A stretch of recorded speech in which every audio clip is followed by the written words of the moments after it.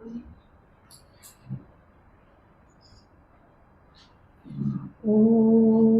सहनावतु सहनौ भुनक्तु सह वीर्यं करवावहै तेजस्विनावधीतमस्तु मा विद्विषावहै।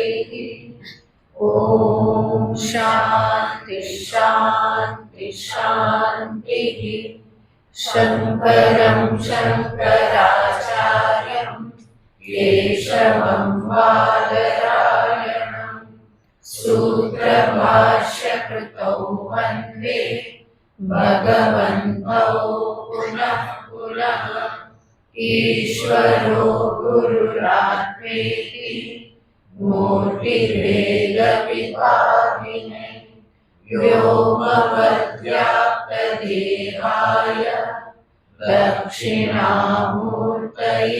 नमः। ॐ पाठाय प्रतिबोधितां भगवता नारायणेन स्वयं व्यासेन ग्रथितां पुराणमुनिना मध्ये महाभारतम् अद्वैतामृतवर्षिणीं भगवतीम् अष्टादशाध्यायिनीम् अम्ब त्वामनुसन्दधामि भगवद्गीते भवद्वेषिणीम् अम्ब त्वामनुसन्दधामि भगवद्गीते भवद्वेषिणीम्।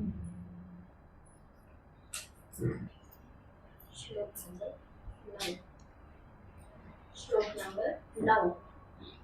श्री भगवानुवाच अथ चित्तं समाधातुं न शक्नोषि मयि स्थिरम् अभ्यासयोगेन ततो मामिच्छाप्तुं धनञ्जय अभ्यासेऽप्यसमर्थोऽसि मत्कर्म परमो भव मदर्थमपि कर्माणि कुर्वन् सिद्धिमवाप्स्यसि अतैतदप्यशक्तोऽसि कर्तुं मद्योगमाश्रितः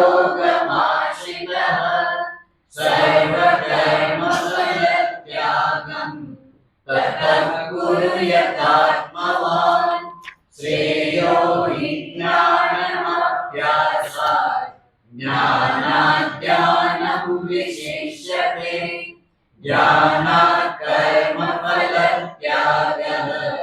त्यागात् शान्तिरनन्तरम् अद्वेष्टा सर्वभूतानां मैत्रः करुण एव च निर्ममो निरहङ्कारः समदुःखसुखक्षमी।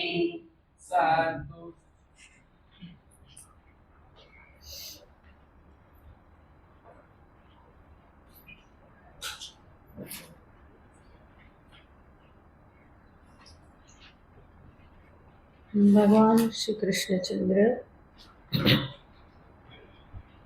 આ અધ્યાયમાં જે જ્ઞાની ભક્તના લક્ષણ બતાવી રહ્યા છે એ લક્ષણ એક જિજ્ઞાસુને માટે ભક્તિ માર્ગના પથિકને માટે એ બહુ જ ચિંતનીય છે અને એને જીવનમાં આત્મસાત કરવા જ રહ્યા. આ બધા ગુણો વગર વ્યક્તિ સામાન્ય ભક્ત હોઈ શકે, જે સવાર સાંજ ભગવાનની સેવા પૂજા કરે, થોડા જપ કરે, આદિ કરે, એને શું કહેવાય તો કે સામાન્ય ભક્ત કહેવાય. તો આ ગુણો વગર વ્યક્તિ સામાન્ય ભક્ત હોઈ શકે, પણ ભગવાન ઈચ્છે છે કે મારા ભક્તમાં આ ગુણો આવે. અને એટલા માટે ભગવાન કહે છે, જે આવા ગુણોને ધારણ કરે સમે પ્રિય, એ મને પ્રિય થાય છે. અને જ્યારે આપણે ભગવાનના પ્રિય બનીએ ત્યારે જ આપણે હકીકતમાં સાચા ભક્ત બન્યા કહેવાઈએ.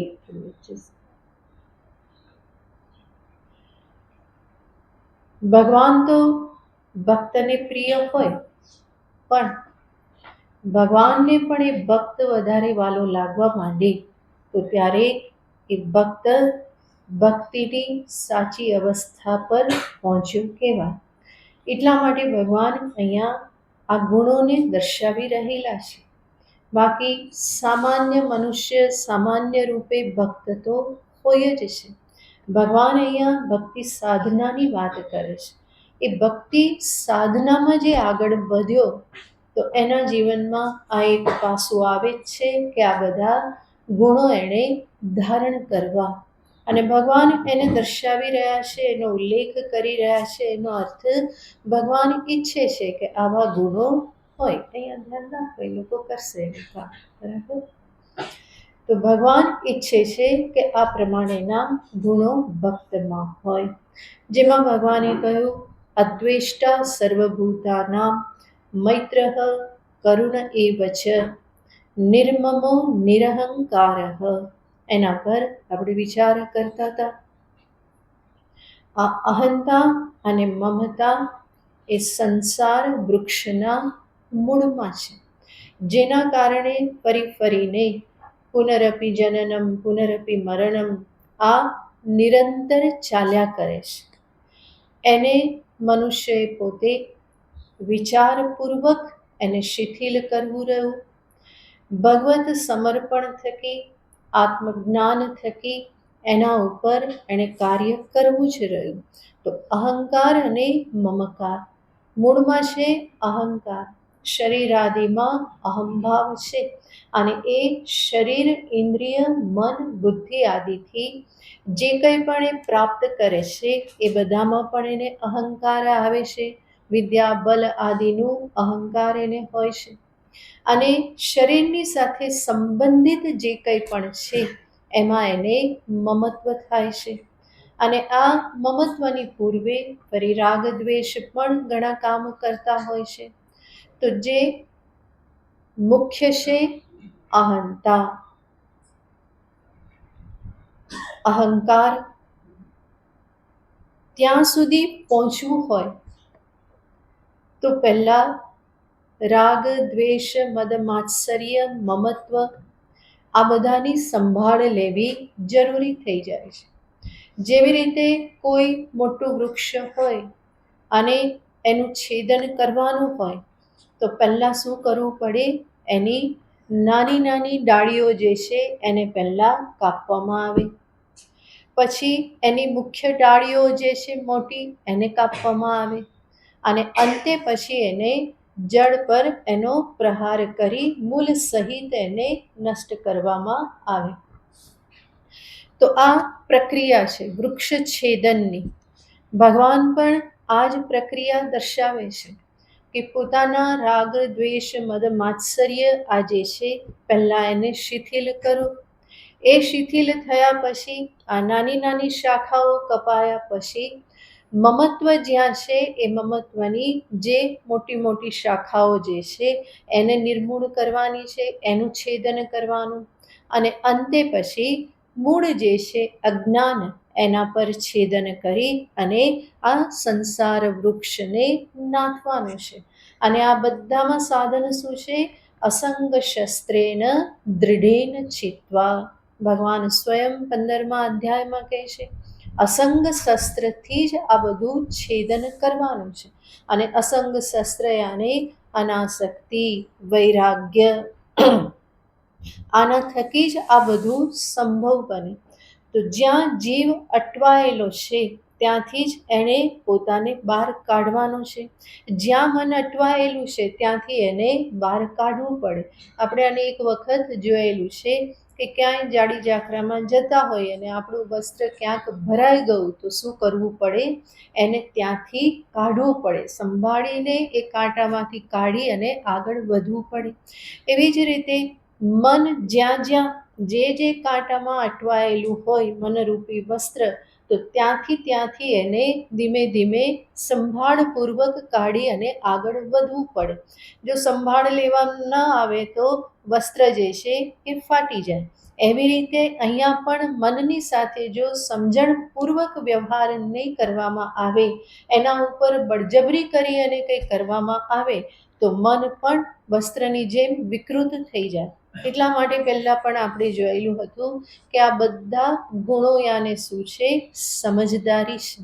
આ એવું કોઈ પુષ્પ નથી કે પાંદડા નથી, પણ આ બધા ગુણો શું છે? તો કે અંતરમાં પ્રાપ્ત કરવાની એક સમજદારી છે, કે જે સમજદારીના કારણે પરિસ્થિતિને જોવાનું મારું વલણ બદલાઈ જાય છે, મારો એટીટ્યૂડ બદલાઈ જાય છે, જેના પરિણામે મારું મન સ્વસ્થ રહેશે, શાંત રહેશે. અને સાધકને માટે સૌથી મહત્વની છે પોતાના મનની શાંતિ. અને એ આ બધા સદ્ગુણોથી, આ દૈવી ગુણોથી મનની શાંતિ હંમેશા જળવાતી હોય છે. એટલા માટે ભગવાન આ બધા ગુણો અહીંયા દર્શાવે છે. તો અહંતા અને મમતા, આ બંનેના સંદર્ભમાં સમજવું પડે કે અહંતા પણ નિરર્થક છે અને મમતા કે મમત્વ પણ કહેવાશે નિરર્થક છે. કારણ કે અંતે તો સર્વનો માલિક એક ભગવાન જ છે, પરમાત્મા જ છે. મારી પાસે જે કંઈ પણ મને આપ્યું છે એ શું છે? તો કે મને સાચવવા આપેલું છે.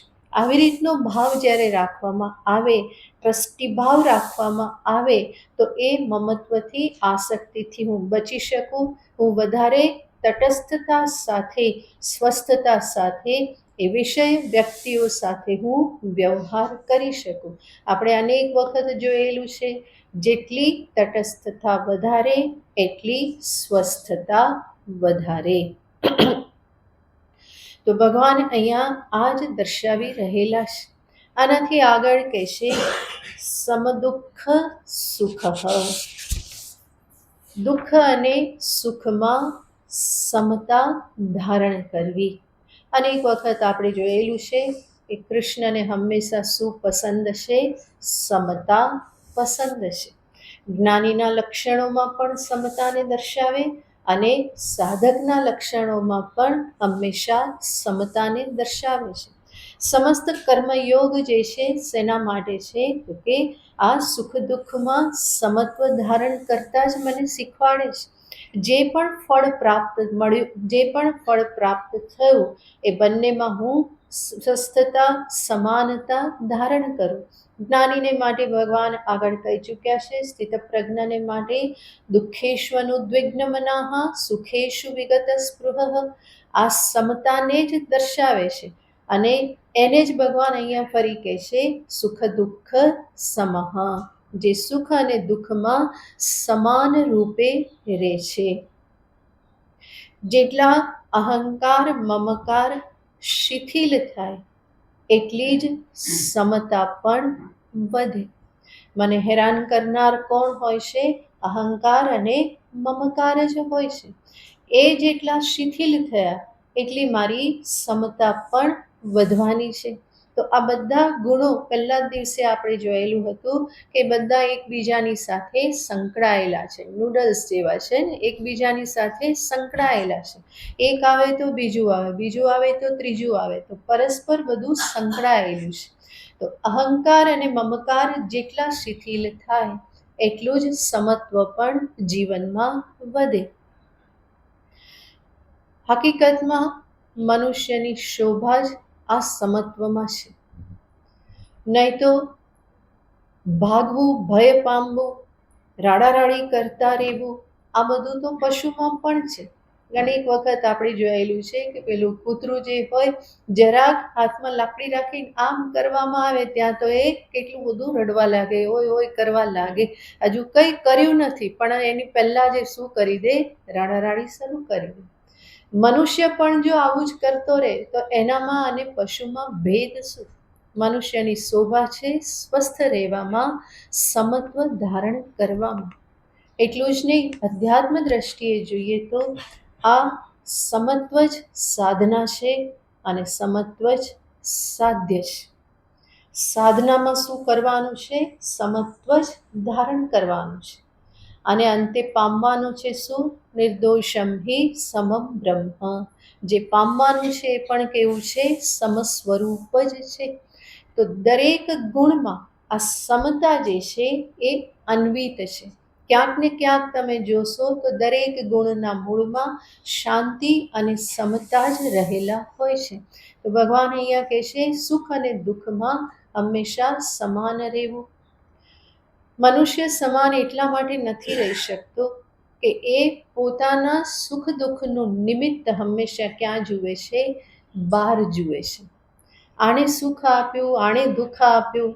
જેણે સુખ આપ્યું એના પ્રત્યે એ રાગ ધારણ કરે, જેણે દુઃખ આપ્યું એના પ્રત્યે દ્વેષ ધારણ કરે. તો આ બધું ચાલતું રહે છે, કારણ કે એ હંમેશા બહાર જુએ છે. બહાર જુએ એનો પણ વાંધો નહીં, પણ એને જ કેવળ કારણ રૂપે જુએ છે. નિમિત્ત રૂપે જુએ તો પણ વાંધો નહીં કે ચલો મારા સુખ દુઃખમાં આ નિમિત્ત માત્ર છે. હકીકતમાં મૂળભૂત કારણ શું છે? તો કે મારા જ કર્મ છે. મારા જ કર્મનું ફળ મને સુખ કે દુઃખ રૂપે પ્રાપ્ત થાય છે. અને આ જે સુખ દુઃખ છે એ પણ આમ જોઈએ તો મનના જ માનેલા છે. એટલા માટે સમાન પરિસ્થિતિ હોય તો પણ એક એમાં એટલો બધો વિચલિત થઈ જાય અને બીજો એમાં સ્વસ્થ હોય. કારણ શું? પરિસ્થિતિ તો સમાન જ છે. બાહ્ય દ્રષ્ટિએ જોઈએ તો સમાન પરિસ્થિતિ જ છે, પણ એક એને એકને વિચલિત કરી દેશે અને એક કેવો રહેશે? શાંત રહેશે. તો નિમિત્ત ક્યાં છે? બહાર છે કે અંદર છે? અંદર જ છે. પોતાના જ મન ઉપર બધો આધાર છે. મનના માનેલા જ સુખ અને દુઃખ બંને છે. એને દુઃખ માનો અને બહુ મોટો પહાડ તૂટી પડ્યો એવું સમજો તો હેરાન થઈ જાઓ. જરૂર કષ્ટ છે, પણ જે સમજે કે આ મારા જ કર્મનું ફળ છે, ઈશ્વર તરફથી પ્રાપ્ત થયેલો પ્રસાદ છે, આમાં જે કંઈ પણ હું કરી શકું એના બદલાવને માટે એ હું કરું, અને ન કરી શકું તો શું કરું? ટાળી ન શકું એને સ્વીકાર કરું. તો આ બધી સમજદારી જે મનમાં હોય એ શાંત રહેશે, અને જે મનમાં આ સમજદારી ન હોય એ વિચલિત થઈ જાય છે. તો હકીકતમાં સુખ કે દુઃખ જે છે એ ક્યાંય બહાર નથી. ભોજનમાં નથી, કે મિત્રમાં નથી, કે ધનલાભમાં નથી, કે ક્યાંય આવવા જવામાં નથી. સુખ અને દુઃખ ક્યાં છે? તો કે મનના જ માનેલા છે. એક પરિસ્થિતિમાં એક ખડખડાટ હસે છે અને બીજો માથું પકડીને બેસી જાય છે. પરિસ્થિતિ બંનેની સમાન છે, અને છતાં પણ આ ભેદ શેનાથી પડ્યો? તો કે એક મનમાં સમજદારી પ્રાપ્ત થઈ ગઈ છે. કોઈને કોઈ રીતે એણે મનને સમજાવેલું છે, મન મેચ્યોર થયેલું છે, અને બીજું મન જે છે એ મેચ્યોર નથી થયું, એ સમજદારી એણે આપેલી નથી, અને એટલા માટે શરીર 50નું થયું, પણ મન તો કેવું રહેલું છે? એ જ 2-3 વર્ષના બાળક જેવું. તો શરીરની સાથે જે મનનો વિકાસ થવો જોઈએ, જે સમજદારીનો વિકાસ થવો જોઈએ, એ વિકાસ જો થાય તો જીવનમાં સમતા પ્રાપ્ત થાય. ચડાવ ઉતાર તો જીવનમાં આવવાના જ છે. મહાપુરુષોના જીવનમાં કોઈ કષ્ટ કે દુઃખ નથી આવતું એવું તો નથી. અનેક કષ્ટ એના જીવનમાં પણ હોય છે, અને છતાં પણ કેવા રહેશે? મસ્ત મોલા રહેશે. અને એવું જ કષ્ટ બીજા કોઈ અજ્ઞાની કે સામાન્ય વ્યક્તિના જીવનમાં છે તો એ બધાની પાસે પોતાનું દુઃખ કહેતો રહેશે, અનેક પ્રકારે એ રડતો રહેશે. એટલા માટે કબીર શું કે? સુખિયા ઢૂંઢન મેં ફિરું, સુખિયા મિલા ન કોઈ, જાકે આગે દુઃખ કહું સો પહેલો ઉઠ કે રોય. કોને જઈને સંભળાવું કહેશે? કોઈ સુખિયો તો મળ્યો નહીં. જેની સામે હું મારું દુઃખ કહેવાની શરૂઆત કરું એની પહેલાં તો એ પોતે જ પોતાનું દુઃખ કહેવા લાગે છે. તો દુઃખી જગતમાં અનેક છે, પણ હકીકતમાં એ દુઃખીપણું ના સમજદારીના કારણે છે. જરૂર કષ્ટ છે એની ના નથી, કોઈ જડ થઈ જવાની વાત કરવામાં આવતી નથી, પરંતુ એક માનવ તરીકે, એક પરિપક્વ મનુષ્ય તરીકે મને શોભા, કેવા પ્રકારનો હું પ્રતિભાવ આપું એમાં મારી શોભા છે. તો ભગવાન કહેશે સમજદારી સાથે સમતા ધારણ કરવામાં તારી શોભા છે. તો સુખ અને દુઃખને આવી રીતે બાહ્ય કારણ માત્રથી જે સમજે છે એ હંમેશા પોતે સ્વસ્થ રહી શકવાનો નથી. બહારથી સુખ શોધે તો એ બહાર જ ભાગતો રહેવાનો છે, અને બહાર એને દુઃખ લાગે તો ત્યાંથી પણ ભાગતો રહેવાનો છે. કાં તો જગતની પાછળ પાછળ ભાગો, અને કાં જગતથી ડરીને ભાગતા રહો. ભાગવાનું બંનેમાં રહે છે. જગત સુખ આપી દેશે એટલા માટે જગત પાછળ ભાગો, જગત મને દુઃખ આપે છે એટલા માટે જગતથી ભાગો. ભાગવાનું બંનેમાં કેવું રહેશે? સમાન જ રહેશે. પણ આ જગતમાં એમ ભાગવા માટે આવ્યા નથી, જગતને માણવાનું છે. એ સુંદર છે, ભગવાનની અભિવ્યક્તિ છે, ઘણું બધું સુંદર છે. જે કંઈ પણ થઈ રહેલું છે બધું જ સુંદર છે. જગત તો એવું જ હોય ને, એમાં સુખ દુઃખ ચડાવ ઉતાર બધું જ હોય. તમે મૂવી જોવા જાઓ અને એક ધારું ચાલ્યા કરે તો તમને ગમે? એમાં શું આવ્યા કરે? કે ચઢાવ ઉતાર થયા કરે. કંઈક ધડાધડી થઈ, ફરી પાછું એનું સમાધાન કર્યું, એ કર્યું, ત્યાં ફરી પાછું કંઈક થયું. પ્રેમી અને પ્રેમિકા બંને ભેગા થવા માટે કેટલી મહેનત કરે, અને કંઈ ને કંઈ વિઘ્ન આવ્યા કરે. ફરી એની પાછળ જજુમે બંને ભેગા થઈ જાય તો મૂવી પૂરું થઈ જાય, પછી આગળ કંઈ ચાલે નહીં. તો એમાં જો કંઈ જ થતું ન હોય, બંને મળ્યા ને મેરેજ થઈ ગયા ને આરામથી રહી ગયા, તો એ મૂવી શું? કોઈ એને જોવા જવાનું નથી. તો હકીકતમાં તમે એને માણો છો શેના કારણે? એમાં ચડાવ ઉતાર છે. તો જીવનમાં પણ ચડાવ ઉતાર હોય જ. આ જગત એવા પ્રકારનું જ છે, અને એ જે પણ ચડાવ ઉતાર સુખ દુઃખ છે બધાને માણવાના જ છે. એક ધારું ચાલ્યા કરે તો એમાં તો કંઈ શીખવા મળવાનું નથી. એટલા માટે હંમેશા કહેવામાં આવે કે મનુષ્ય જો કંઈ શીખતો હોય તો એ દુઃખોમાંથી શીખે છે. સુખ એને બહુ શીખવાડતું નથી. કારણ શું? તો કે જ્યારે સુખ છે ત્યારે એણે કંઈ વિચારવું પડતું નથી, એણે માત્ર માણવાનું છે.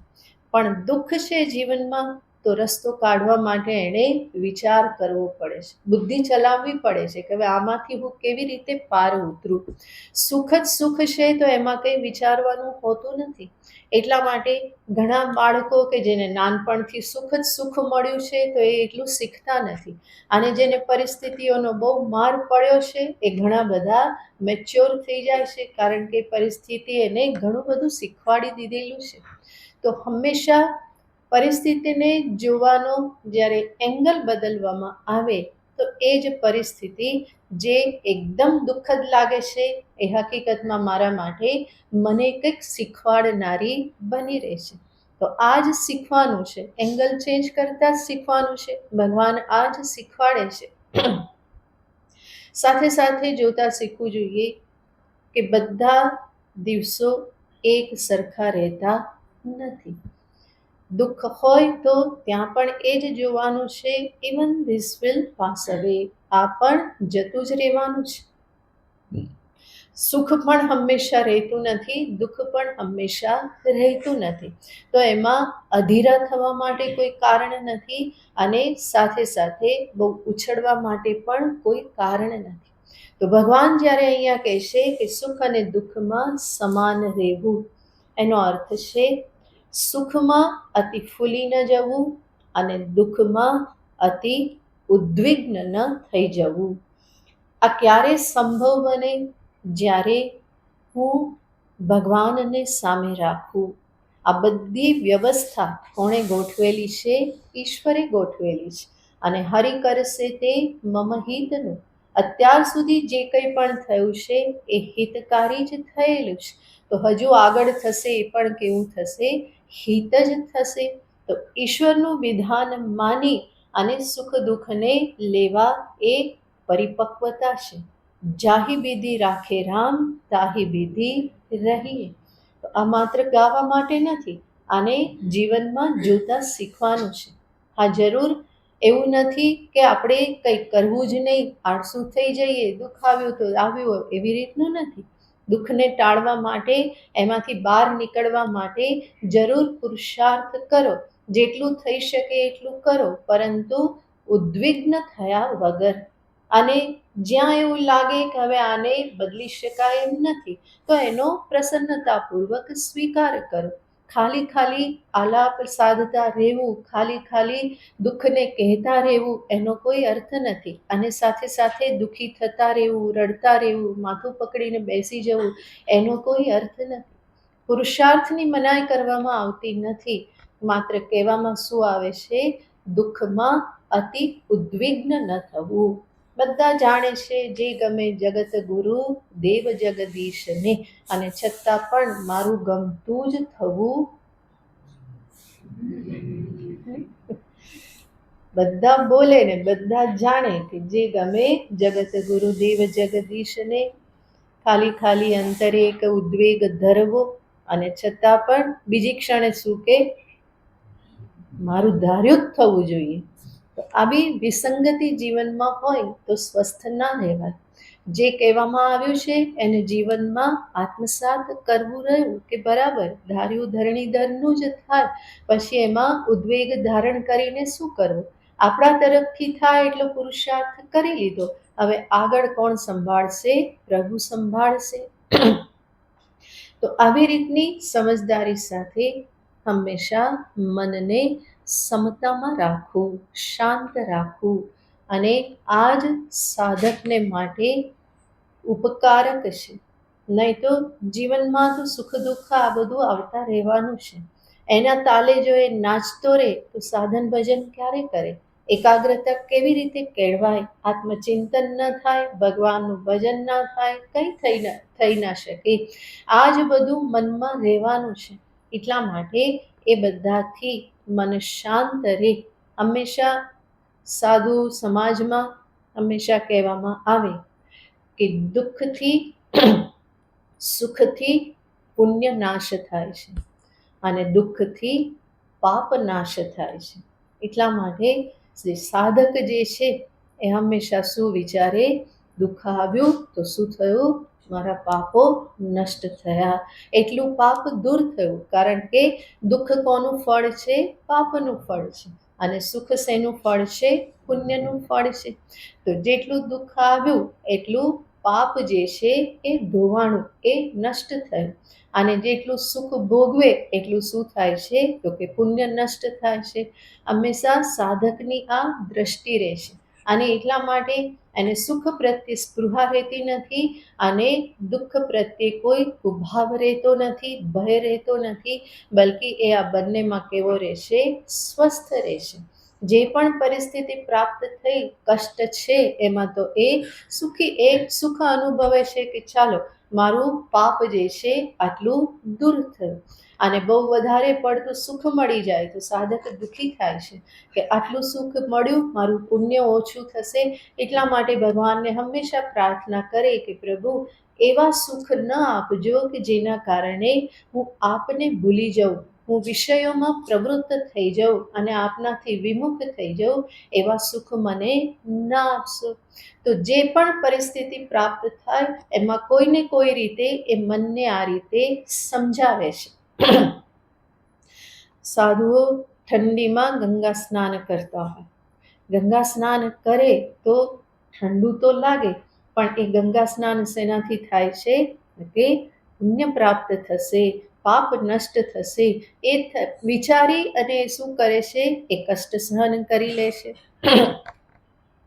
બહુ ઠંડી હોય, ના જઈ શકે ગંગા સ્નાન કરવા, આશ્રમમાં રહેતા હોય તો આશ્રમમાં જ નળમાં જે પાણી આવે ઠંડુ એનાથી સ્નાન કરી લે. શું બચાવવા માટે? પુણ્ય બચાવવા માટે. હવે બધા આવા ધંધા કરતા હતા એટલા માટે. દયાનંદ આશ્રમ તમે અત્યારે જુઓ છો એવો પહેલા નહોતો. બધા રૂમમાં ગીઝર હોય ને એવું ના હોય. ક્યાં રહેતા હોય, ક્યાંથી ગરમ પાણી લેવા જવાનું હોય, ડોલ ભરીને લઈ જવાનું હોય, એટલે પછી અંદર ને અંદર ઠંડા પાણીથી નહીં લે. અને ક્યારેક કેવું હોય કે એ બંબો ચાલુ ના થયો હોય, એ 4:30 ચાલુ થાય, અમારા ધંધા 3 વાગ્યાથી ચાલુ કરવાના હોય. એટલા માટે પછી વિચાર શું કરીએ, ઠંડા પાણીથી નાય કષ્ટ પડે તો શું થશે, દુઃખ પાપ જે છે એ બધા ઓછા થશે. અને ભગવાનને માટે આ કષ્ટ સહન કરીએ છીએ તો સાથે સાથે પુણ્ય પણ પ્રાપ્ત થશે. માણસનો સ્વભાવ હિસાબી તો ખરો જ ને, ગમે ત્યાં પણ આવો હિસાબ કરવો એ કેવો છે, હિતકારી છે. અન્ય હિસાબ જે છે એ સંસારમાં રાખનારો છે, પણ આવો હિસાબ હિતકારી છે. ભિક્ષા માગવા ગયા અને ભિક્ષા ન મળી તો એ દુઃખી થતો નથી કે અરે રે ખાવાનું ના મળ્યું, મારા તો દિવસો કેવા, આ હું ક્યાં સાધુ બન્યો, આવા દિવસ જોવા પડે, આવું સાધુ વિચારતો નથી. પણ ભિક્ષા માગવા ગયો અને ભિક્ષા એને ન મળી, 5 ઘરમાંથી ન મળી અને એમને માગવું પડ્યું, તો એ શું સમજે છે, ભગવાનની બહુ કૃપા થઈ. આજે ભોજન કરવાનો દિવસ નથી, ભગવાન ઉપવાસ કરાવવા માગે છે, ઉપવાસથી ઘણું પુણ્ય પ્રાપ્ત કરે છે. કોઈને કોઈ રીતે મનને એ મનાવવાનું તો છે જ. તો એ ઉપવાસ નથી ખાવાનું મળ્યું એનું લઈને એ રડતો નથી, બલકે એના આધારે એ શું જુએ છે, સારું ઉપવાસ કરવા મળ્યો, ભજન સારું થશે, મન એ બધામાં નહીં જાય, શરીર હલકું રહેશે, ભજન સારું થશે, આવી રીતે એ વિચારે. અને મળી ગયું સારું તો પણ શું વિચારે, ભગવાનની બહુ કૃપા, ભોજન મળી ગયું. સાધુ ક્યાં કમાવા જાય અને છતાં પણ રોટલી શાક મળી જાય તો એને શું માને, એ ભગવાનનો પ્રસાદ જ માને, બહુ કૃપા જ માને. તો ભિક્ષા મળી તો પણ આનંદ છે અને ના મળી તો પણ આનંદ જ છે. આ જ શીખવાનું છે. આપણી જે વાર્તા આવતી હતી, આનંદી કાગડાની વાર્તા, જ્યારે ત્યાં એ કેવો છે, આનંદમાં જ છે. સાધકે આ જ શીખવાનું છે અને એ જ તો સમતા છે. દરેક પરિસ્થિતિમાં આ રીતે સમત્વને ધારણ કરી શકાય. એનાથી આગળ ભગવાન કહે છે ક્ષમી. ક્ષમી યાને ક્ષમાવાન. જ્ઞાની ભક્ત જે છે એ હંમેશા કેવો હોય કે ક્ષમાવાન હોય. એના માટે સમતા પણ કેવી છે, સહજ છે. ભક્ત જુએ છે કે આ બધું ભગવાનનો જ ખેલ છે. જ્ઞાની છે તો એ સમજે છે કે આ બધું જ મનનું માનેલું નાટક છે. અને અહીંયા ભગવાન જેની વાત કરે છે કોણ છે, જ્ઞાની ભક્ત. એની પાસે જ્ઞાનનું પણ બળ છે અને ભક્તિનું પણ બળ છે. એના માટે આ ગુણો સહજ છે. એ માર્ગે ચાલી રહેલો છે, એને આ બધી મહેનત કરવાની છે. આગળ કહેશે ક્ષમી. ક્ષમા અસ્ય અસ્તિ ઇતિ ક્ષમી. જેનામાં ક્ષમા સામર્થ્ય છે, ક્ષમા કરવાનું સામર્થ્ય છે, એને કહેવાય ક્ષમી. ક્ષમી અને ક્ષમાવાન. જેવી રીતે ધનવાન એને આપણે ધની કહીએ, એવી રીતે ક્ષમાવાન એને શું કહીએ, ક્ષમી. 2 શબ્દ વાપરવામાં આવે છે, ક્ષમા અને તિતિક્ષા.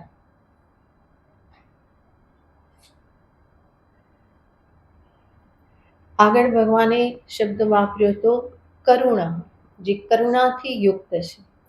તો કરુણા, તિતિક્ષા, ક્ષમા આ બધા એકબીજાની સાથે જોડાયેલા છે. કરુણા આપણે જોયેલું હતું, દુઃખી કે પીડિત વ્યક્તિને જોઈ એના માટે કંઈ કરી છૂટવાની અંતરમાં જે ભાવના જાગે એને શું કહેવાય, કરુણા કહેવાય. તિતિક્ષા કોને કહેવાય, તો એના માટે કહેવાય છે કે બહારની જે કંઈ પણ પ્રતિકૂળ પરિસ્થિતિ એના સંદર્ભમાં જે પણ પ્રત્યાઘાતો મારા અંતરમાં ઉત્પન્ન થાય એને ખાળવાનું સામર્થ્ય. યાને બાહ્ય જગત, જળ જગત જે છે, સ્થૂલ જગત જે છે, એમાં જે કંઈ પણ ઉપર નીચે થાય અને એના આધારે મારા અંતરમાં જે પ્રતિક્રિયાઓ કે પ્રત્યાઘાતોનું જે નિર્માણ થતું હોય એને હું ખાડી શકું, તો એને કહેવામાં આવે તિતિક્ષા. એને હું સહન કરી લઉં, સહન કરી શકું. જે કંઈ પણ બાહ્ય વિપરીત પરિસ્થિતિઓનું નિર્માણ થાય, એના થકી જે પણ દુઃખ થાય, આક્રોશ થાય, આ જે કંઈ પણ ઉત્પન્ન થાય, એને હું મેનેજ કરી શકું, એને સંભાળી શકું, સહન કરી શકું, તો એને કહેવામાં આવે તિતિક્ષા. ક્ષમા કોને કહેવાય? જેમ તિતિક્ષા એ સ્થૂળ જગતને સામે રાખીને છે, એવી રીતે ક્ષમા એ ચેતન વ્યક્તિ જીવોને સામે રાખીને છે. દુઃખ આદિ પ્રાપ્ત કરવામાં જે નિમિત્ત જણાય, એ નિમિત્તને પણ પ્રસન્નતાપૂર્વક પોતાનામાં સમાવી લેવાનું સામર્થ્ય, એને કહેવાય ક્ષમા. મને દુઃખ આપનાર, કષ્ટ આપનાર, નુકસાન પહોંચાડનાર, નિંદા આદિ કરનાર, તિરસ્કાર કરનાર જે છે, એને પણ હું જ્યારે સંપૂર્ણપણે પ્રસન્નતાપૂર્વક એને હું સ્વીકાર કરી શકું, તો એને કહેવાય ક્ષમા. ક્ષમા એ એવો ગુણ નથી કે જેમાં હું જતું કરતો રહું, જવા દો ને એના જેવું કોણ થાય, જતું કરો, જતું કરો, આવી રીતની ક્ષમા નથી. એ તો ગમે ત્યારે ફરી પાછું ઉછળે, સ્પ્રિંગ દબાવેલી ગમે ત્યારે ઉછળે, એવી રીતે જતું કરેલું ગમે ત્યારે ફરી પાછું અંદરથી નીકળી પડે. એ ક્ષમા નથી, પરંતુ ક્ષમાની પાછળ એક ચોક્કસ સમજદારી હોય છે, જેના પરિણામે એક વખત ક્ષમા કર્યું તો પછી એ વ્યક્તિ માટે અંતરમાં કોઈ ઘસરકો રહેતો નથી, બલકે પૂરા પ્રેમ સાથે, પ્રસન્નતા સાથે તમે એને અપનાવી શકો, તો એને શું કહેવાય? ક્ષમા કહેવાય.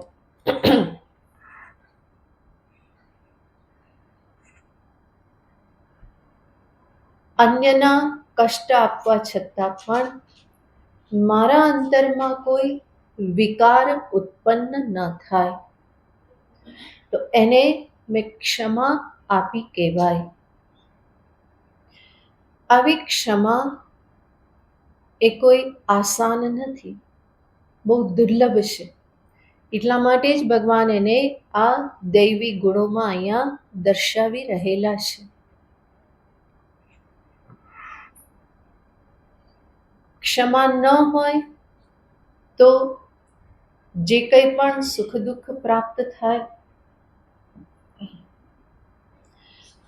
એને અને એને જેના થકી પ્રાપ્ત થયેલ છે, એ બધાને વ્યક્તિ જીવન મરણનો સવાલ બનાવી દે.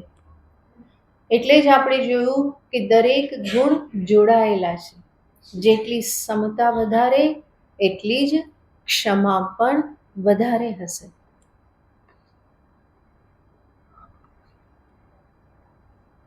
ક્ષમા નહીં હોય તો બદલો લેવાની વૃત્તિ થાય. એણે મને કષ્ટ આપ્યું, હું પણ એને જોઈ લઈશ, અને પોતે ના કરી શકે તો શું કે ભગવાન એને જોઈ લેશે. આવું બધું વિચારવાની ક્યાં જરૂરત છે? જોવાનું હશે ભગવાન જોશે જ. ખાલી તમે વિચાર કરીને તમારા મનને શું કરવા ખરાબ કરો? ભગવાન જે ન્યાય કરવાના છે એ કરવાના જ છે. તમે કહેશો કે નહીં કહેશો એનાથી કંઈ ફેર પડવાનો નથી. તો પોતાના મનને શાંત રાખવું, સમત્વથી યુક્ત રાખવું એ સાધકનું સૌથી મહાન કર્તવ્ય છે. જપ થોડા ઓછા હોય તો ચાલશે, સ્વાધ્યાય થોડો ઓછો થશે તો ચાલશે, પણ મન કેવું હોવું જોઈએ? શાંત હોવું જોઈએ, સમતાથી યુક્ત હોય. જે પણ કરવાથી મન શાંત રહે એ કરવાનું હોય. અને ક્ષમા એ સૌથી મોટી સહાયભૂત છે શાંતિની સાથે. ક્ષમા અને શાંતિ બંને બહેનો કહેવામાં આવે છે. શાંતિ હશે તો ક્ષમા રહેશે, અને ક્ષમા હશે તો શાંતિ રહેશે. આ જે ક્ષમા જે છે એને પુરાણોમાં દર્શાવવામાં આવે છે. કહેવામાં આવે છે કે આ ક્ષમા એ એક ગોપી છે. દેવી પુરાણમાં આ કથન આવે છે, આવી રીતની કથા આવે છે કે ક્ષમા એ એક ગોપી છે. અને એક વખત એ કૃષ્ણની સાથે બેઠેલ હતી. બીજી એક ગોપી આવી તો એ ગોપી જરા છણકો કરીને કહે છે કે અલે ક્ષમા, તું અહીંયા કેવી રીતે કે તું કેમ અહીંયા બેઠી છો? ક્ષમા તો ક્ષમા છે. ક્ષમાનો અર્થ જ કે કોઈ પ્રત્યાઘાત ન આપવા. તો ક્ષમારૂપી ગોપી હતી એ શાંતિથી ત્યાં ઉઠીને જતી રહી. અને ત્યાંથી ઉઠીને જતી રહી અને ક્ષમા ક્યાં સમાઈ ગઈ? તો કે પૃથ્વીમાં સમાઈ ગઈ. એટલા માટે પૃથ્વી એ શેનું પ્રતીક ગણાય છે? ક્ષમાનું પ્રતીક છે. સૌથી વધારે ક્ષમાવાન કોણ છે? તો કે આ ધરતી પૃથ્વી છે. કારણ કે ક્ષમારૂપી ગોપી દેવી ક્યાં સમાયેલી છે? પૃથ્વીમાં સમાયેલ છે. પંચભૂતોમાં તમે જોશો તો પૃથ્વી એ સૌથી ક્ષમાશીલ છે. આકાશનું તો આપણે કંઈ બગાડી શકવાના નથી, એટલા માટે ત્યાં કંઈ થવાનું નથી. પણ પૃથ્વી, જલ, તેજ, વાયુ આ બધામાં જોશો તો સૌથી ક્ષમાવાન કોણ છે? તો કે પૃથ્વી છે. મનુષ્ય એની સાથે ગમે એવો વ્યવહાર કરે અને છતાં પણ એ દરેકને પોતાના પર સ્થાન આપે છે. બધા જ એના ઉપર ચાલે છે. નમન કરનારા કેટલા? પૃથ્વીને નમન કરનારા કેટલા? બહુ જ ઓછા. થોડા સંસ્કાર પ્રાપ્ત થયા તો સવારે ઉઠીને શ્લોક બોલે, સમુદ્ર વસને દેવી કરી અને નમન કરે. પણ એવા તો કેટલા? બહુ જ ઓછા. બાકી બધા જ પૃથ્વી ઉપર શું મારે છે? લાત જ મારે છે. અને છતાં પણ ધરતી હંમેશા ક્ષમા કરે છે. ગમે એવો વ્યવહાર કરે, અગ્નિની સાથે ગમે એવો વ્યવહાર કરે તો શું હાલ થાય?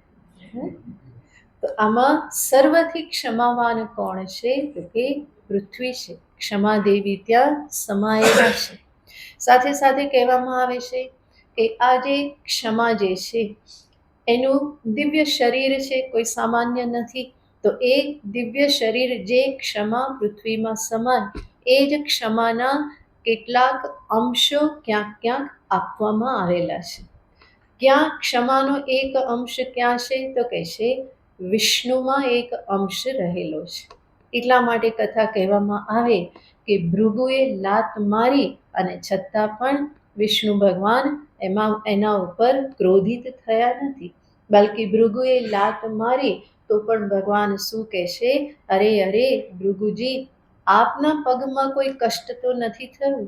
મારી છાતી તો બહુ કઠણ છે, આપના ચરણ બહુ કોમળ છે. આવું કહી અને ભગવાન એમની સાથે વ્યવહાર કરે છે. તો આ શું બતાવે છે? તો કે ક્ષમા. દરેક દેવતા ક્ષમાવાન છે. આ તો ખાલી દેવી ભાગવતમાં આ પ્રમાણે કહેવામાં આવેલું છે. ભોલાનાથ પણ ક્ષમાવાન છે, બ્રહ્માજી પણ ક્ષમાવાન છે. બધા જ ભગવાન કેવા છે? ક્ષમાવાન છે. એનાથી આગળ કહેવાય છે કે ક્ષમાનો એક અંશ ભક્તમાં રાખેલો છે. ભગવાનમાં પણ છે અને ભક્તમાં પણ છે. એનો અર્થ શું? વાસ્તવમાં હું ભક્ત ક્યારે બનીશ? જ્યારે હું ક્ષમા કરતો થઉં. તો ક્ષમા એ ભક્તનું લક્ષણ છે. એ અંશ ભગવાને ક્ષમાનો અંશ ભક્તમાં રાખેલો છે. તો ભગવાનમાં ક્ષમાનો અંશ ગયો, ભક્તના પણ ગયો. સાથે સાથે કહે છે કે એક અંશ જે ધર્મનિષ્ઠ છે એનામાં પણ ક્ષમાનો અંશ રાખવામાં આવ્યો. ધર્મનિષ્ઠ આપણે જાણીએ છીએ, ધર્મના સાક્ષાત અવતાર યુધિષ્ઠિર હંમેશા કેવા બનીને રહ્યા છે? તો કે ક્ષમાશીલ બનીને રહેલા છે. દુર્યોધનના કેટલા બધા અપરાધ યુધિષ્ઠિર હંમેશા સહન કરે છે. ભીમ અને અર્જુન તેજ થઈ જાય કે અમે કંઈક કરી નાખે ત્યારે યુધિષ્ઠિર શું કે? ના ના, શાંત રહો, એ આપણો ભાઈ છે, કરી અને એ બધાને શાંત પાડે. તો ધર્મનિષ્ઠમાં પણ ક્ષમાનો અંશ છે.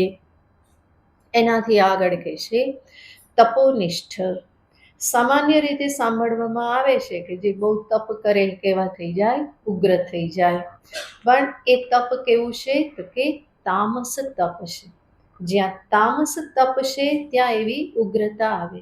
સાત્વિક તપ જે છે ત્યાં એવી ઉગ્રતા નથી રહેવાની. એટલા માટે તપોનિષ્ઠ જે છે એનામાં પણ આ ક્ષમાનો એક અંશ રાખવામાં આવ્યો છે. સાથે સાથે કહેશે કે જે દુર્બલ છે એમાં પણ આ અંશ રાખવામાં આવેલો છે. જે દુર્બલ જે છે હંમેશા શું કરે છે, ક્ષમા કરી દે છે. સામર્થ્ય છે નહીં એટલું તો એ સહન કરી લે છે. જે સ્વામી છે, જે શેઠ છે, જે માલિક છે, એને ખીજાય તો પણ શું કરે છે, સહન કરે છે. તો દુર્બલમાં પણ ક્ષમાનો અંશ રાખવામાં આવેલો છે. અને એનાથી આગળ કહેશે જે પંડિત છે, વિદ્વાન છે, જ્ઞાની છે, એનામાં પણ આ ક્ષમા રહેલી છે. તો પંડિત છે, વિદ્વાન છે એનો અર્થ જે સમજદાર છે, જે જાણે છે, તો એનામાં પણ આ ક્ષમાનો અંશ રાખવામાં આવેલો છે. તો આવી રીતે આ ક્ષમા કે જે દરેક આ બધા ગુણો જે છે આપણા પુરાણોમાં એને એક દેવી દેવતા કે વ્યક્તિ તરીકે એને જોવામાં આવે છે. અને એટલા માટે અહીંયા ક્ષમાને પણ આ પ્રમાણે દર્શાવવામાં આવેલી છે. ક્ષમા ધારણ કરવાનો જે સૌથી એની પાછળની સમજદારી શું છે તો કે ભવિતવ્યમ ભવતિ એવ. જે થવાનું છે એ થવાનું જ છે, કોઈ એને ટાળી શકવાનું નથી. તો જીવનમાં આ થવાનું જ હતું અને એ થઈને રહ્યું. યદ ભાવી ન તદ્ભાવી, ભાવી ચે ન તદન્યથા. હમણાં જ પંચદશીમાં આવ્યું હતું. ઇતિ ચિંતા વિષગ્નોયમ. સર્વ ચિંતામાંથી મુક્ત કરનાર શું છે, આ જ ઔષધિ છે. કઈ ઔષધિ છે? યદ ભાવી ન તદ્ભાવી. જે નથી થવાનું એ નથી જ થવાનું, અને જે થવાનું છે એને કોઈ ટાળી શકવાનું નથી. તો જીવનમાં જે થયું તે થયું, એને જો હું ટાળી શકવાનો હોત તો મેં ટાળી જ દીધું હોત, પણ છતાં પણ થયું એનો અર્થ શું? એને ટાળી શકાય એમ નથી. અને તો પછી ખાલી ચિંતાથી ગ્રસ્ત શું રહેવું, મનને ખાલી ખાલી હેરાન કરવું, ઉદ્વિગ્ન રાખવું, એનો કોઈ અર્થ નથી. જે થયું એ સારું જ થયું એવું મનમાં રાખી અને ક્ષમા આપવાની હોય. સંતો કહે છે અપરાધીની કોપશ્ચેત કોપે કથમ ન કુપ્યેત. કે છે સામે તને જે અપરાધી દેખાય છે એના ઉપર તને ગુસ્સો આવે છે, પણ તારા ગુસ્સા ઉપર તને ગુસ્સો કેમ નથી આવતો? બીજાને અપરાધી માની અને તું ગુસ્સે થાય છે. અપરાધીની કોપશ્ચેત કોપે કોપમ કથમ ન તે. તો ક્રોધ ઉપર તને, તારા ક્રોધ ઉપર ક્રોધ કેમ નથી આવતો? કે મને કેમ આટલો ગુસ્સો આવ્યો? કોઈ કારણ નથી આટલું હેરાન થવા માટે. હું પણ હેરાન થઉં, બીજો પણ હેરાન થાય, તો આ વિચાર કેમ નથી આવતો? સીધો બીજા ઉપર તું ગુસ્સો કરી દે, એના કરતાં આવો વિચાર કર, તો અંતે એને તું ક્ષમા કરી શકે. તો આવો આ ક્ષમા ભાવ જે છે એના મૂળમાં આ બધી સમજદારી હોવી જોઈએ. અને સૌથી મુખ્ય સમજદારી શું છે કે મારે મારા મનને બગાડવું નથી. મારું મન મારો ખજાનો છે. મારું મન, એની શાંતિ એ મારી સૌથી મોટી સંપત્તિ છે. એને મારે બગાડવાનું નથી. કોઈ એક સંત હતા, એની પાસે કોઈ એક વ્યક્તિ આવ્યો અને કહે છે કે મને ગુસ્સો આવતો જ નથી, તમે મને 100 ગાળો આપો, મને ગુસ્સો નહીં આવે. પેલા સંત કહે છે કે તારી પરીક્ષા લેવા માટે કે હું મારી જીભને મોઢા મનને ખરાબ કરું? કે શા માટે હું તારી પરીક્ષા લઉં? તને 100 ગાળો આપી અને હું મારા દિલને ખરાબ કરું, મારા મનને ખરાબ કરું, જીભને પણ ખરાબ કરું, વિચારને ખરાબ કરું? એવું હું શા માટે કરું? તો આ શું બતાવે છે? આનાથી શીખ લેવાની છે કે મારે મારા મનને બગાડવું નથી. અને ન બગાડવું હોય તો હંમેશા શું ધારણ કરવું? ક્ષમા ધારણ કરવું. ક્ષમામાં કોઈ કાયરતા નથી, બલ્કિ ક્ષમા એ વીરનું ભૂષણ કહેવાય છે. સામર્થ્ય હોવા છતાં પણ હું વેર ધારણ ન કરું, બદલો ન લઉં, પ્રેમપૂર્વક એનો સ્વીકાર કરું, તો એને જ ક્ષમા કહેવામાં આવે છે. તો સમદુઃખ સુખ ક્ષમી. આટલા ગુણો બતાવ્યા પછી હવે ભગવાન કેટલાક એવા ગુણો બતાવે છે કે જે થોડી મહેનત કરીએ તો જીવનમાં આસાનીથી આવી શકે. આગળના કદાચ બહુ અઘરા લાગે, અદ્વેષ્ટા, સર્વભૂતાનામ, સમતા, ક્ષમાવાન, અહંકારને છોડવું, મમકારને છોડવું, આ બધું થોડું કેવું લાગે, કઠિન લાગે અને મનમાં એમ થયા કરે કે એ તો બધું સાધુઓનું કામ, આપણે તો જ્યાં છીએ ત્યાં બરાબર. તો ભગવાન આગળ હવે કેટલાક એવા ગુણ બતાવે છે કે જે મહેનત કરવાથી, થોડી મહેનત કરવાથી જીવનમાં આવી શકે. આગળનો શ્લોક. સંતુષ્ટ સતતમ યોગી સંતુષ્ટ સતતમ યોગી યતાત્મા દૃઢ નિશ્ચયઃ યતાત્મા દૃઢ નિશ્ચયઃ મય્યર્પિત મનો બુદ્ધિઃ મય્યર્પિત મનો બુદ્ધિઃ યો મદ્ભક્તઃ સ મે પ્રિયઃ યો મદ્ભક્તઃ સ મે પ્રિયઃ સંતુષ્ટ સતતમ યોગી યતાત્મા દૃઢ નિશ્ચયઃ મય્યર્પિત મનો બુદ્ધિઃ યો મદ્ભક્તઃ સ મે પ્રિયઃ. આગળનો ગુણ કહે છે સંતુષ્ટ સતતમ. સાધકનું, ભક્તનું લક્ષણ શું છે? જે હંમેશા સંતુષ્ટ રહે. જ્યારે સંતોષને કહેવામાં આવે તો ત્યાં પણ હંમેશા સમજવાનું છે પોતાના કર્તવ્ય રૂપે જે પ્રાપ્ત થાય છે એટલા અર્થે તો મહેનત કરવાની જ છે.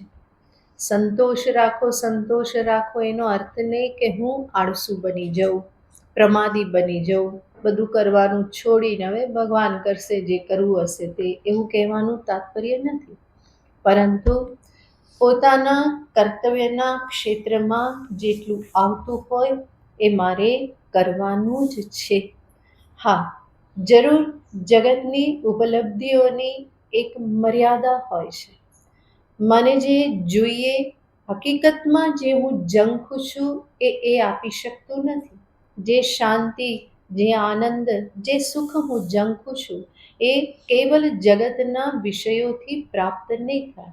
અને એટલા માટે જીવન જીવવાને માટે, પરિવારના પાલનને અર્થે, ભવિષ્યની પણ સુવિધા રહે એટલા માટે જે પણ પરિવાર કે સંબંધીઓ કે જેના પણ માટે જે પણ જેટલું આવશ્યક હોય વિચાર કરી એટલો પરિગ્રહ કરવાનો, એનાથી આગળ પછી સંતોષ રાખવાનો હોય.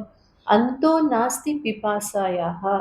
પિપાસા, લાલચ, એનો કોઈ અંત જ નથી. અને જીવન માત્ર એ જ પ્રાપ્ત કરવાને માટે નથી, એ જ જીવનનું લક્ષ્ય ન હોઈ શકે.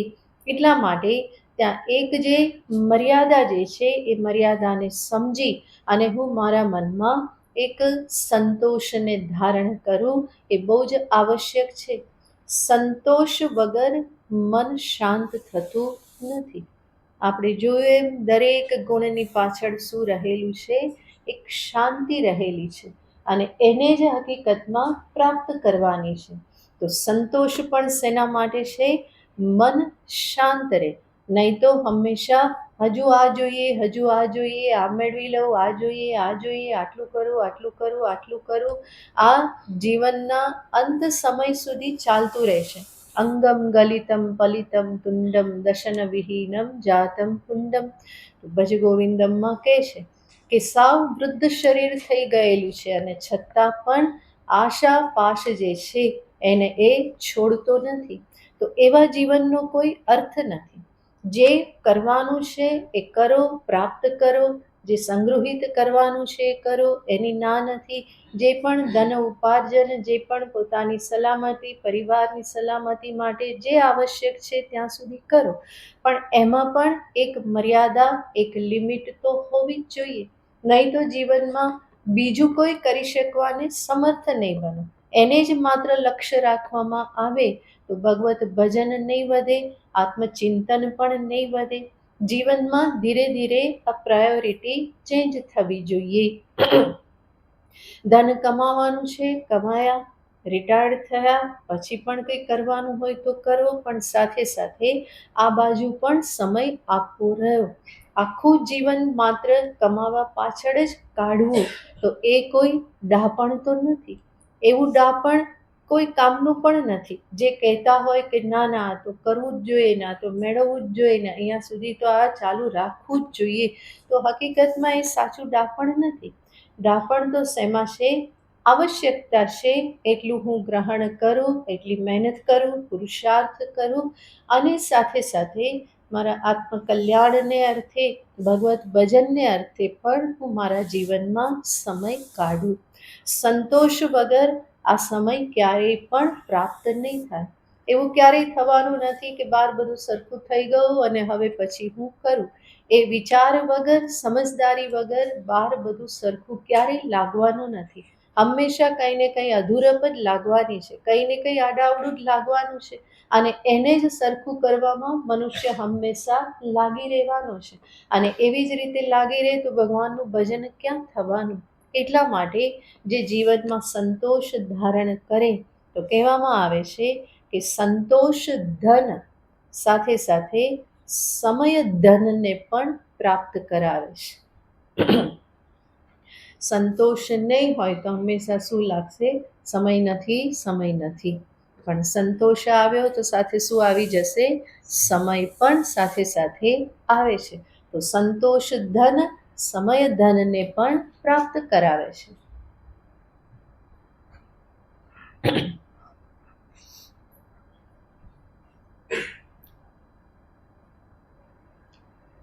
આગળ જે આપણે જો દુઃખ સમહ, સુખ અને દુઃખમાં સમતા, એ સમતા થકી ફરી જીવનમાં સંતોષ પ્રાપ્ત થાય છે.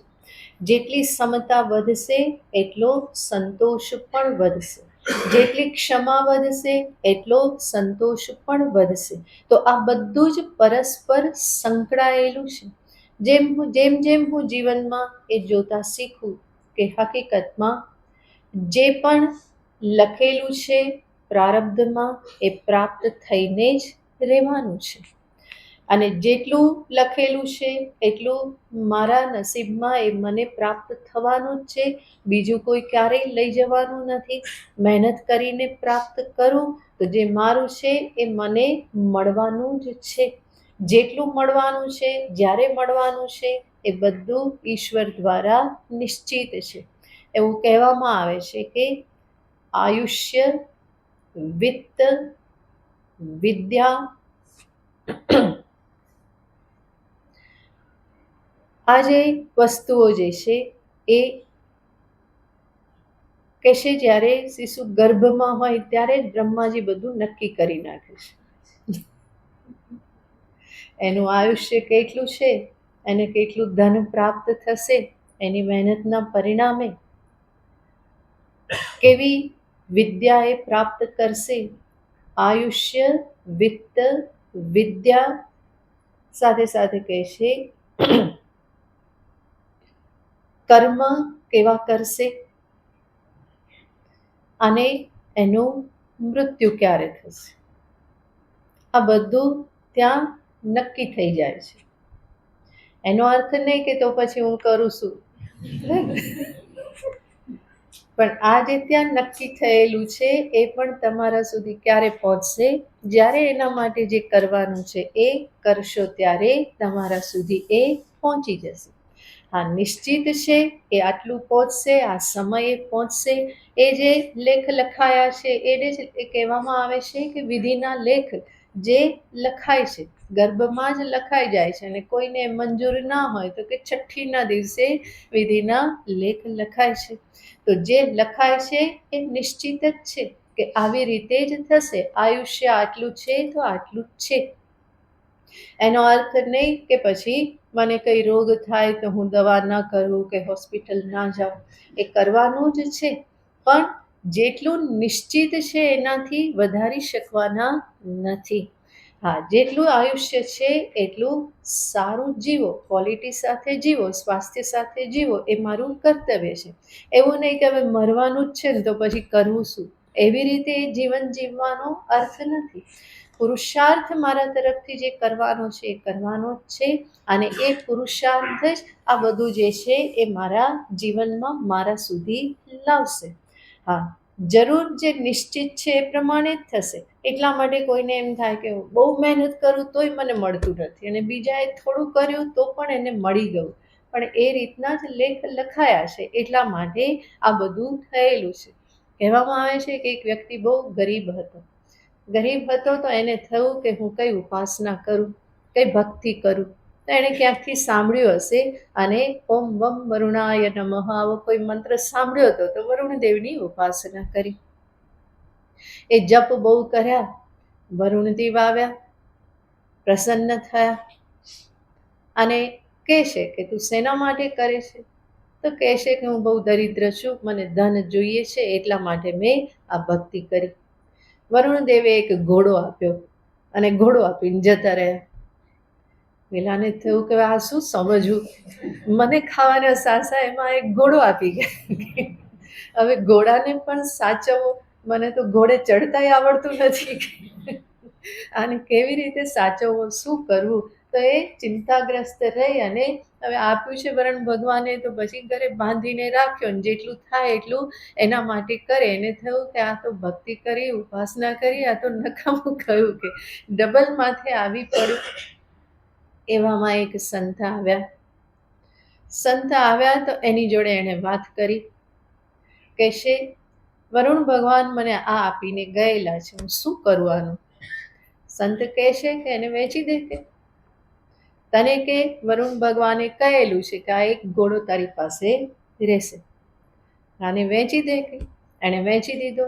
ઘણા બધા પૈસા આવ્યા, પણ પૈસા તો એટલા નહીં કે જીવનભર ચાલે. એટલે ફરી એણે સંતને કીધું કે હવે શું કરું તે? તો કે તું જરા તારા વરંડામાં પાછળ જઈને જો, તો એક ઘોડો હતો ત્યાં. એનો અર્થ શું? વરુણદેવે શું કહ્યું હતું? આ એક ઘોડો હંમેશા રહેશે, તું એને વેચી દે તો પણ રહેશે, અને એકનો એક તારી પાસે રાખીશ તો એકનો એક રહેશે. દરેક વખતે તું વેચી દે, તને ધન મળશે, તો તારી ગરીબી હટી ગઈ ને. અને કહેશે કે ધન તને પર્યાપ્ત લાગે તો પછી આ જ ઘોડાનું દાન કરતો રહે. દાનનું તને બહુ પુણ્ય મળશે, તો આગળ જતા પણ એ તારી સંપત્તિ, પુણ્યરૂપી સંપત્તિ તારી વધતી જ જવાની છે. તો એનો અર્થ શું? ભગવાને એને શું કહ્યું હતું? વરુણ ભગવાને એક ઘોડો તારી પાસે રહેશે, તો એટલું રહે જ છે, પણ એનો ઉપયોગ કરતા આવડવો જોઈએ. એવી જ રીતે મનુષ્ય જે કંઈ પણ લખાવીને આવ્યો છે એ એટલું એને મળવાનું જ છે, પણ એનો એ જો યોગ્ય ઉપયોગ કરી લે તો એ પોતાના જીવનને સફળ બનાવી શકે, પ્રભુ પ્રાપ્તિ પણ કરી શકે, મોક્ષને પણ પ્રાપ્ત કરી શકે. તો જે છે એનો ઉપયોગ કરતા આવડવો જોઈએ, અને એ ઉપયોગ એવી રીતે કરવો કે મન શાંત થાય. બધાનું અંતે ક્યાં તાત્પર્ય છે? મન શાંત રહે. નહીં તો ઘોડા વેચવામાં પાછું મન ફરી પાછું અશાંત જ થાય. અને એટલા બધા ઘોડા લે પણ કોણ? દરેકને તકલીફ પડે ને, તો એ ફરી પાછી તકલીફ થાય. તો જે છે એને યોગ્ય રીતે ઉપયોગ કરો, તમારી આવશ્યકતા માટે ઉપયોગ કરો, અને પછી એને પુણ્યને અર્થે ઉપયોગ કરો. અને નહીં તો એ સંતોષ ધારણ કરો કે હવે વરુણ ભગવાનને કહો કે હવે આને લઈ લો, મારે હવે જરૂર નથી, બહુ થઈ ગયું, ઘણું બધું આપ્યું. તો આ કથા શું બતાવે છે? જે પ્રારબ્ધમાં છે એ રહેવાનું જ છે. એક ઘોડો કયો? તો એક ઘોડો હંમેશા રહેવાનો જ છે. એવી જ રીતે મનુષ્યએ સમજવાનું છે કે જે લખાવીને આવ્યા છીએ એ પ્રાપ્ત થવાનું જ છે. મારો પુરુષાર્થ કરી અને મારે એને મારા સુધી લાવવાનું છે. હા, એનાથી વધારે પણ પ્રાપ્ત નહીં થાય અને એનાથી ઓછું પણ નહીં થાય. તો આવી સમજદારી જ્યારે રાખે તો જીવનમાં સંતોષ પ્રાપ્ત થાય. ગુરુમાં આપણા કર્મો આપણે આપણું ભવિષ્ય નક્કી કરે કે બ્રહ્માજી નક્કી કરે? બ્રહ્માજી આપણા કર્મોને સામે રાખીને લખે. જાતે જાતે કર્મનું આપણે છે બેઝિકલી. હા. આપણે ક્યાંય છટકવાનું નથી. એ જ તો. કર્મની એ વાળી ગારસ્તે વાળી વાત પણ એ છે. હા, કારણ કે રાખવાના વાતમાં પણ એવું છે કે સહજતાથી કરતા રહો. કરતા જ તૈયારી રહેવાનું. નહીં કરો, વાંચો નહીં તો મળશે નહીં, પણ રિઝલ્ટ જે આવે એ સ્વીકારી લો પછી. એ જ છે શાસ્ત્રનું તાત્પર્ય. ભગવાન મારા જ કર્મને સામે રાખીને બધું કરે. જો એવું ના કરે તો ભગવાનમાં રાગ દ્વેષ આવી જાય કે કોઈને વધારે આપ્યું ને કોઈને ઓછું આપ્યું ને આણે મને નમન કર્યું એટલે વધારે આપ્યું. કરેલું તે જ. હા, એટલે ભગવાન એવું ના વિચારે કે આ મારી ભક્તિ કરે છે એટલે એને વધારે આપું, ના નથી કરતો એટલે એનો તો વારો કાઢી લો, એવું ના હોય. બરાબર. ભગવાન જે આપે છે મારા કર્મને અનુરૂપ જ. બ્રહ્માજી લેખ લખે છે તો મારા કર્મને અનુરૂપ જ. કેવા કર્મ છે, આ શરીર પ્રાપ્ત કરી અને કેવી રીતે શું ભોગવવાનું છે, કયા સુખ દુઃખ ભોગવવાના છે, એ મારા કર્મના આધારે જ બધું નક્કી થાય છે. એટલા માટે જ આ બધું સમજી અને એક પ્રકારે જીવનમાં સંતોષ પ્રાપ્ત કરવો જોઈએ. બહુ હાઈ હો કરવી નહીં, બહુ બેબાકડા થવું નહીં, બહુ ફાંકા મારવા નહીં, પણ કેવું રહેવું, શાંત રહેવું, સ્વસ્થ રહેવું, પોતાનું કર્તવ્ય કર્મ કરતા જવું. જે પ્રાપ્ત થાય પ્રભુનો પ્રસાદ માની અને સંતુષ્ટ રહેવું. બાકી જીવનમાં ભલભલા સમર્થ જે છે એ પણ પોતાનું ધાર્યું કરી શકતા નથી. કથા કહેવામાં આવે છે કે સર્વ સમર્થ મહાદેવ અને પાર્વતીજીના દીકરાના લગ્ન પણ થતા નથી. કોના? તો કે કાર્તિકેયના લગ્ન થતા નથી. પાર્વતી છે, મહાદેવ છે અને છતાં પણ લગ્ન થતા નથી. કેમ નથી થતા પછી જોઈશું.